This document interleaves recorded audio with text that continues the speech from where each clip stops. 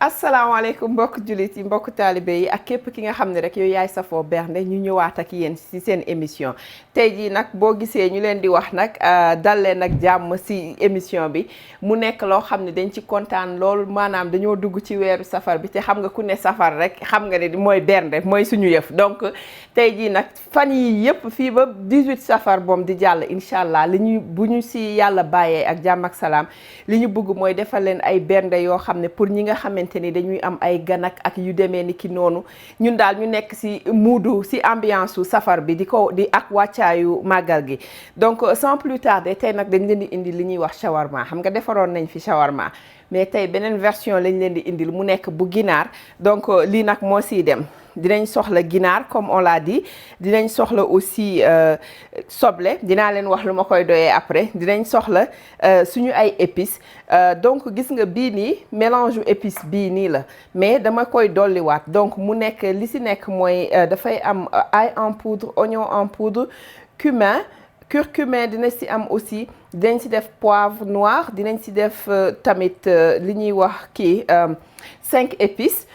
muy maanaam épices yu jamaïcain yi bu ngeen gisee chaque fois dama mooy doom yi boo ko amee xayrun nga daal di koy wol soo ko amul nga jël poudre bi nii comme man ni ma amee nii ma am fi aussi li ñuy wax poultry seasoning lii comme genre dafay am sage ak yooyu nga xamante ni pour ay ginaar la daal maanaam dindi sa caayu ginaar tuuti donc moom aussi ku ko amul benn problème donc nga jël clé yi daal muy lan cumin beeg boo jëlee tamit sa clou de girofle muy maanaam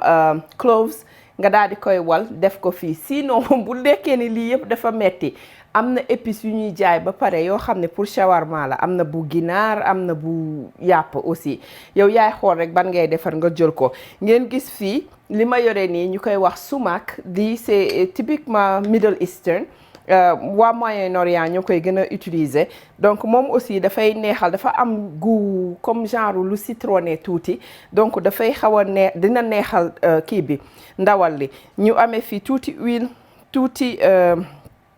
citron liquide tuuti aussi vinaigre donc ak xorom sans plus tarder dañuy daal di ñëw rek daal di commencer mariner parce que loolu moo si xaw a jël temps tuuti bu ko defee le temps ñuy mariner ak yooyu affaire yi di ko dugg ñu daal di mën a jublu si yeneen donc dinañ ko booleel comme li shawarma di àndal rek mburu beeg frites yeeg salade yeeg yu kenn xamul yi noonu donc ñu ànd ak yéen si waañu bi bismillah.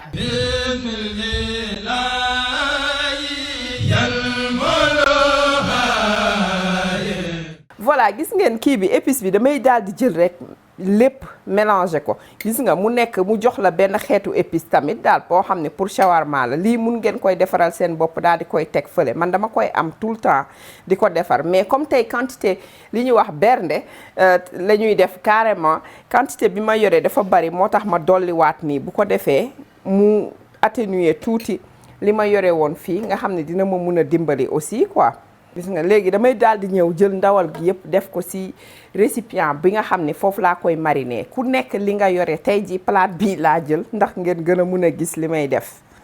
waaw li tax may def quantité bu xaw a bari maanaam damay jël xëy na sax duma def lii yëpp daal mais dinaa ko mariner yëpp waaye damay def loo xam ne dina ëpp pour ñun bu ko defee même recette bi lii des li parce que lépp du ngeen ko mën a lekkandoo ci benn fan mais lii des li mun na nekk pour xale yi bu ñuy dem jàng ji walla kii dem liggéey mun na ko def ci lunch box am muy nekk loo xam ne moom lay añee buy dem liggéey walla école donc loolu noonu mu nekk beneen yëf te mun nga ci def façon bu la neex gis nga bii dafa bari curcumin bu baax sax moo tax defuma sax fii kii curcumin defoon naa ci aussi tuuti kaani dama ko fàtte limaale ñu jël sumac bi def ci moom c'est optionnel daal di jël tuuti huile gis nga li may def ci diw bariwul dara c'est juste pour marinade bi mun ko dugg citron te leneen li ma leen fàtte wax muy gis nga bu ngeen xoolee ndawal li dama ko mariner woon comme d'habitude rek ni ñuy def marinade bu classique la ñuy def toujours di ko denc ci frigidaire bi léegi loolu xorom poobar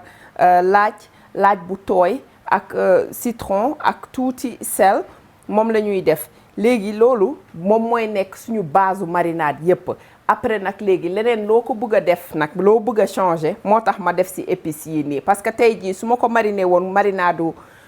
kii bi ni ñu koy waxee shawarma bi fekk tey jii ma bëggoon def brochette donc dama koy daal di yàq goût shawarma la may jox au lieu de li ma bëggoon ci boppam. soo teelee xam li ngay togg maanaam par exemple mun nga ko mariner la veille nga dugal ko ci sa frigidaire bàyyi ko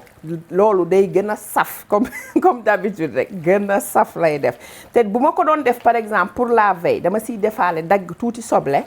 daal di koy def ci biir. nga xam ni soble bu ci boppam nga xam ne day dugg ci biir def yooyu noonu yëpp mais tey jii comme lii mariné woon nañ ko ba pare ak yu am ay sobleek yooyu donc du graaw daal di ñëw dolli tuuti paprika rek ci affaire bi. nga bu ginaar bi moom noonu la moom day am ay paprika ak ay yeneen épices booy xool am na différence tey jii boo doon defar bu yàpp ni nga leen di mariner parce que ginaar moo mel noonu daal. gis ngeen nii lañ koy def bàyyi ko nag mu mariner lu mu gën a toog affaire yi di gën a neex donc man dinaa ko bàyyi fii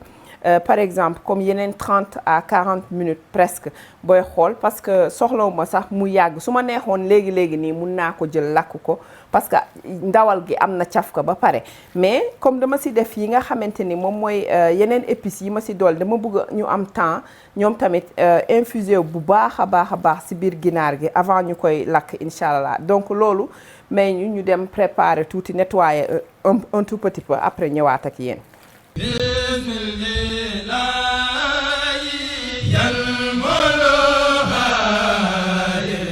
gis nga suñu kii bi mu ngi nii mariner na ba pare xam nga affaire yi dugg na ko et tout léegi li ñuy def mooy dañ koy lakk tey nag dama koy def ci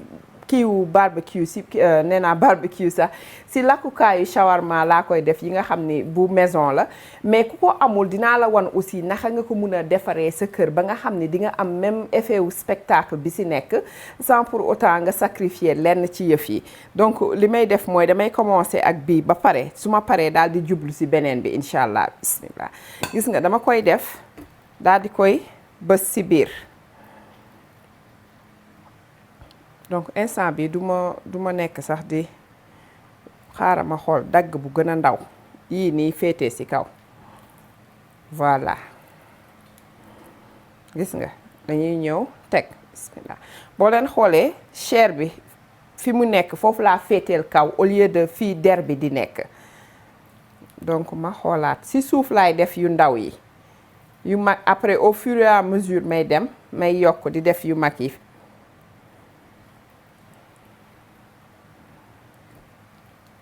gis nga suñu defee ñuy alterner aussi xam nga sens bi laa tegee li gën a gudd li bu ma ñëwaatee bii sens laa koy def pour mu jox ma forme cône bi nga xam ni ñun ñëpp moom la ñu xamee shawarma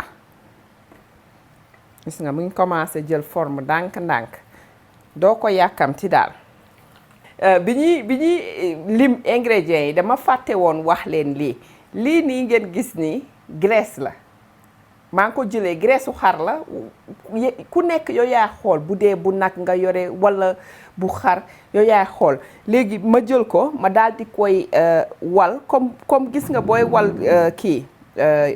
jën bu mokk noonu laa ko walee gis nga mu jox ma kii yu ndaw yii nii léegi lii c'est juste pour xam nga ginaar gi moom dafa xaw a kii amul defuma ci der ni rien parce que bëgguma ko def ak der léegi nag moom laay jël graisse bi teg ko nii ci kaw tuuti nga xamante ni su yëf yi di lakk du am tendance di wow ci sa loxo day am toujours loo xam ni moom moo koy tooyal looloo tax gis nga defuma ci diw bu bari walla lenn ki nga xam ni nag amul graisse bi li muy def mooy dafay daal di jël diw bi il faut mu def diw bu xaw a bari tuuti ci marinadam daal gis nga man damay def su ma jëndee ndawal bu amee graisse bu bari nii dama koy lelli teg fële bàyyi di ko dajale ba ma am lu xaw a takku tuuti ma daal di koy jël wal ko donc nii rek nga koy tegee ci kaw gis nga mu nekk beneen couche boo xam ne day nekk ci yëf yi léegi ñu daal di ñëw continuer waat encore suñu procédure. voilà gis ngeen fi mu nekk nii su la neexee nag mu daal di yem fii ak yooyu mais xam nga ñun rek il faut ñu xaw ko yanjal tuuti nga xool nga xam ni yëf yi dina xaw a tollook yooyu ba nga xam ni dinañ am li ñu soxla.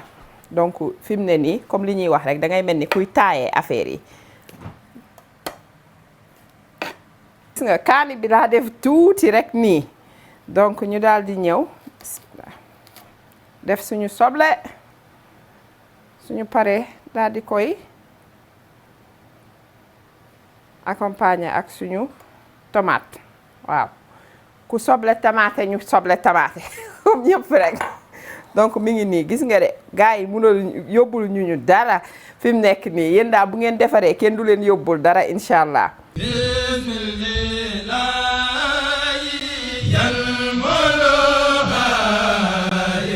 voilà li ngeen gis fii nag mooy loo bi nga xamante ni pour ki nga xam ni moom par exemple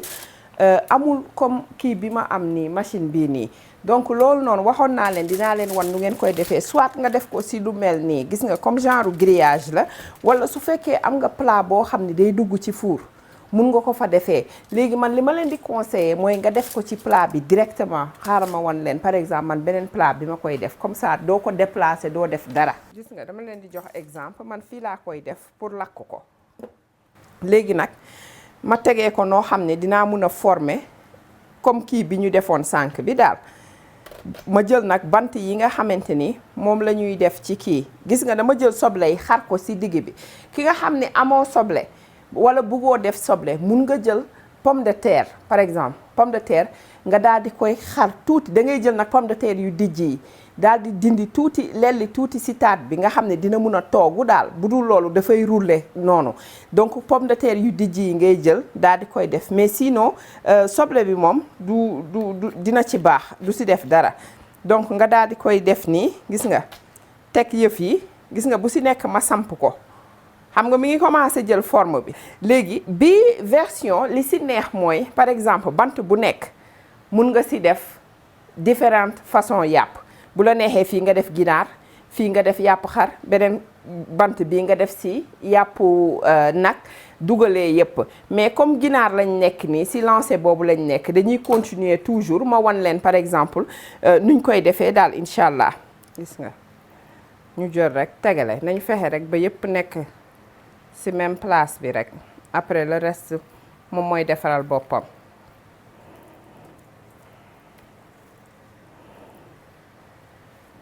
gis nga dafa rëy dama koy wàññi pour mun a am li ma soxla.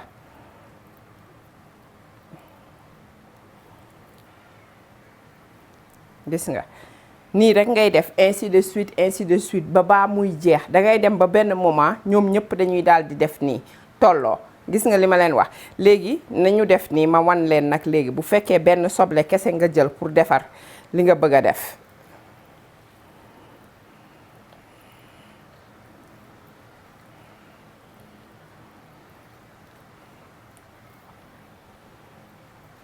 ñu defaat même processus bi parce que waroon naa def sax graisse bu yàgg dama ko fàtte woon. su amee yuy déborder c'est pas grave.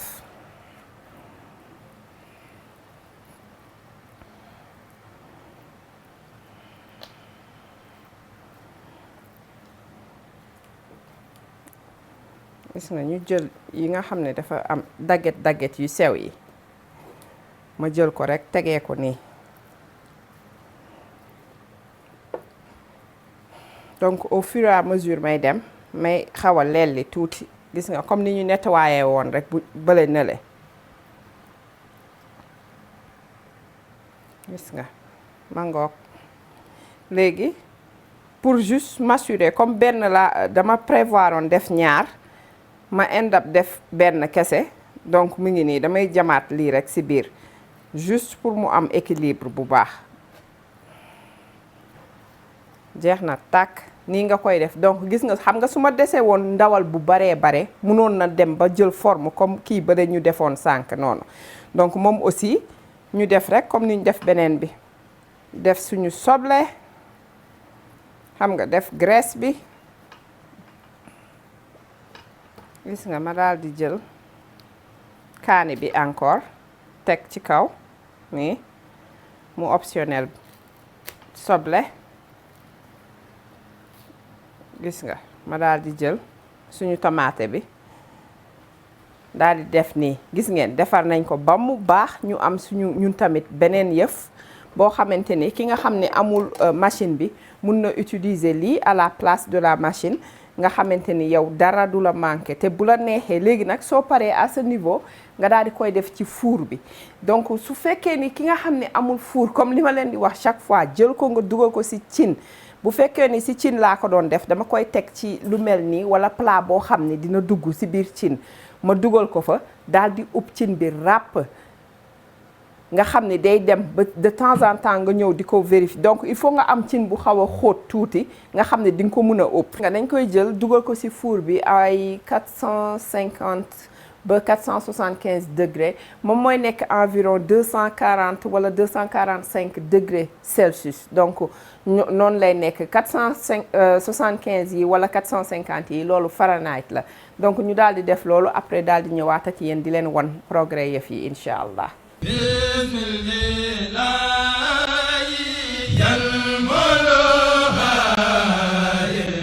voilà gis ngeen kii bi nga soble bi nga xam ne moom lañ jëloon dama koy def ci e-wave bi dama ko doon bëgg a def sama four bi mais dafa mel ni sama four bi dafay déconné tey jii donc moo tax ma déplacé ko def ko ci e-wave bi donc moom comme four la rek en tout cas comme four daal la léegi li may def mooy dama koy daal di jël gis nga ma def ko ci suuf daal di jëloon soble yi teg fii parce que dama bëggoon def soble ak pomme de terre bi ma koy dugal ci four bi mais four bi daal tey jii nanguwul tàng nee na dinaa xool nag lan la nu mu demee noonu anyway donc léegi soble yi kese laa def ci suuf muy soble yi ñuy defoon ginaar yi loolu dafa laaloon ginaar ba pare te xaw ma neneen nu ma koy def soit dama koy congeler pour leneen loo xam ne dañ koy togg pour bañ a cross contaminer leneen lu ma ko bëggoon def tey jii bala may juum di ko dugal ci ay crudités yooyu donc léegi damay daal di ñëw rek tëj ko moom aussi def ko comme four rek bàyyi mu kii boo xoolee nii sama kubéer bi du ci xaj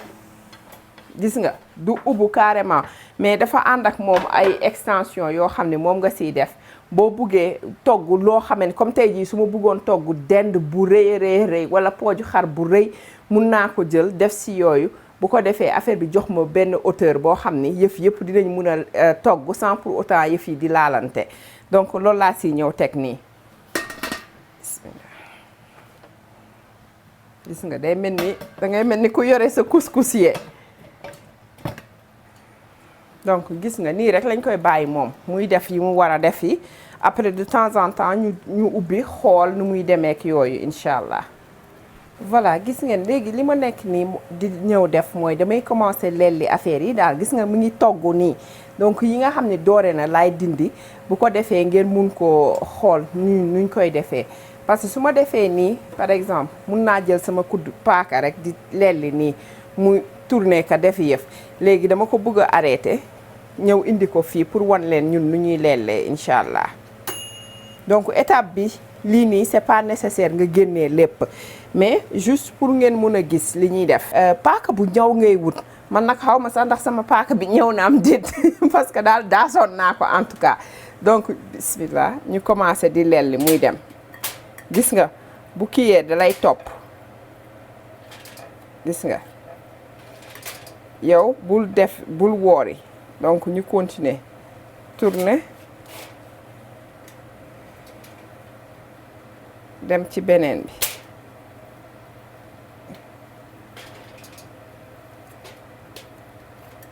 gis nga lii da ngay bàyyi mun nga ko def nii wala su ngeen toogee yéen ñëpp ci table bi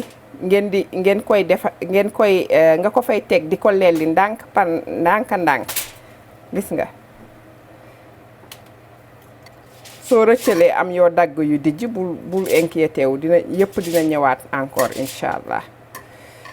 donc nii dañuy continuer di ko carve ba ñuy pare gis nga tomate bi dinaa dolliwaat encore beneen gis nga donc nii rek lañ koy def gis nga nu mu commencé jël forme bi ngay def ndànk-ndànk doo ko yàkkamti donc yi nekk fii bu la neexee nga génnee ko su la neexee nga bàyyi ko fa parce que jus baa ngi si donc du am temps di wow ak yooyu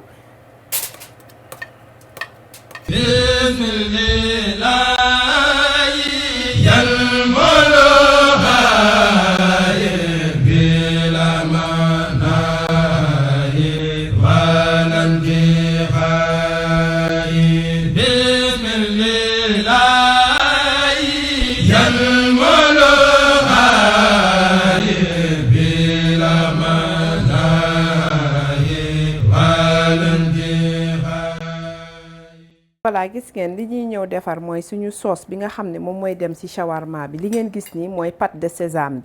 bi nga xam ne moom la ñuy jël tout le temps rek di ko def donc damay def tuuti tey ji moom lépp laay mixé nga xam ne du ma defar ñaari sauce yu bokkul benn rek laay jël defar ko incha allah nga xam ne ñun ñëpp dinañ ko mun a kii dinañ si mun a jëriñu. toujours rek comme d'habitude dañ koy jéem a purée xam nga moom dafa xaw a dëgër bopp bismillah ma def tuuti citron. léegi dañuy daal di jël gis nga yaourt nature wala soow gis nga man tey jii soow laa jël parce que moom laa fi amee sama yaourt nature dafa jeex ma daal di koy mixé xam nga lii dang na moom pour soow pour kiiwu shawarma. léegi beneen ingrédient bi ñu siy def mooy dama jël fii concombre ma râpé ko daal di jël aussi kii soble ma daal di koy râpé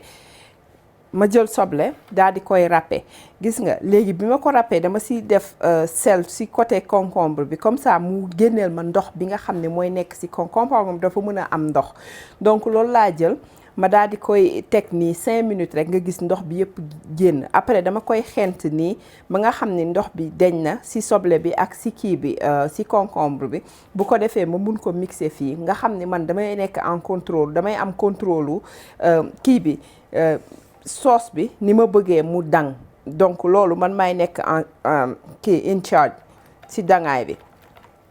léegi damay daal di jël tuuti kaani lii c'est optionnel ak tuuti sel gis nga daal di mixé bu baax a baax. léegi nag ma xaw a xent nag léegi sama kii bi sel bi ci boppam nee naa ko sel oignon bi looloo tax nangu ma woon def sel bu bari parce que comme dama defoon fii sel te dindiw ma ko bëgguma yëf yi weex. gis nga duma ci teel a dolli liquide wala lenn parce que su ma ko bàyyee nii fii rek ay 5 minutes yooyu di nga gis liquide bi ci nekkoon bi nekk ci yeneen affaires yi commencé génn ñoom tamit donc damay ñëw daal di def ci tuuti ail en poudre ak tuuti oignon en poudre su ko defee ma daal di xool assaisonnement beeg yëpp léegi fii rek 5 minutes ma ñëwaat xoolaat encore lu ñu war a def incha allah ndax dama ci war a dolli tuuti ndox wala. ok tuuti ail en poudre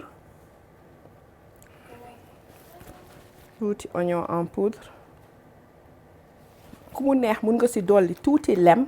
wala tuuti agave wala lenn loo xamante ni yow moom ngay safalee suukar juste rek pour mu wàññi nu mu amee acide noonu maanaam citron beeg foroxaay yeeg yooyu nga xam ne daf koy balancer donc mu ngi nii. nañ ko bàyyi 5 minutes le temps ñuy nettoyer ak yooyu après ñëwaat wan leen bu incha allah ngeen gis ko bu paree nu muy mel ak yooyu noonu yépp.